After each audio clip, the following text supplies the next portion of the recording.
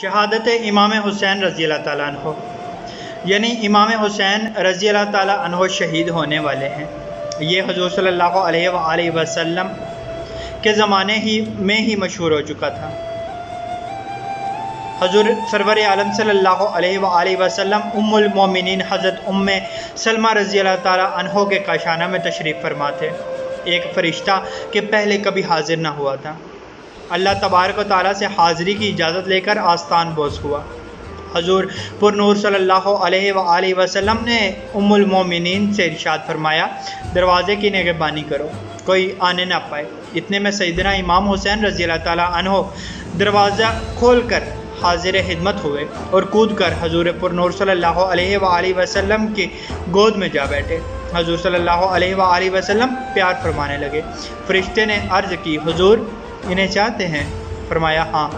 عرض کی، وہ وقت قریب آتا ہے کہ حضور صلی اللہ علیہ وآلہ وسلم کی امت انہیں شہید کرے گی، اور حضور چاہیں تو وہ زمین حضور کو دکھا دوں جہاں یہ شہید کیے جائیں گے۔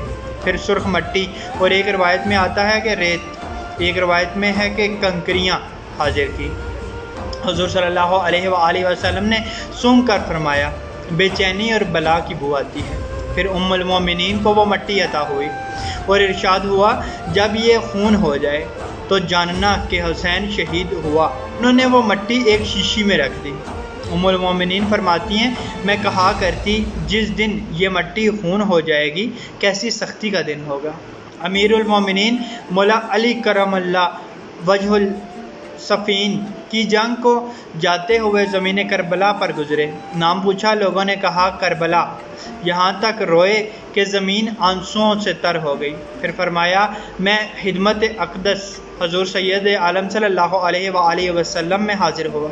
حضور صلی اللہ علیہ وآلہ وسلم کو روتا پایا۔ سبب پوچھا، فرمایا ابھی جبریل کہہ گئے ہیں کہ میرا بیٹا حسین رضی اللہ تعالیٰ عنہ فرات کے کنارے کربلا میں قتل کیا جائے گا۔ پھر جبریل نے وہاں کی مٹی مجھے سنگائی، مجھ سے ضبط نہ ہو سکا اور آنکھیں بہہ نکلی۔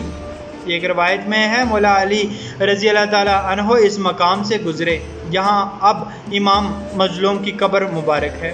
فرمایا، یہاں ان کی سواریاں بٹھائی جائیں گی، یہاں ان کے کجاوے رکھے جائیں گے اور یہاں ان کے خون گریں گے۔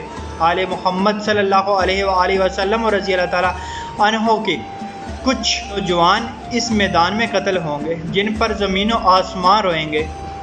اللہ پاک آسانیاں حاصل اور تقسیم کرنے کی توفیق عطا فرمائے، آمین، جزاک اللہ۔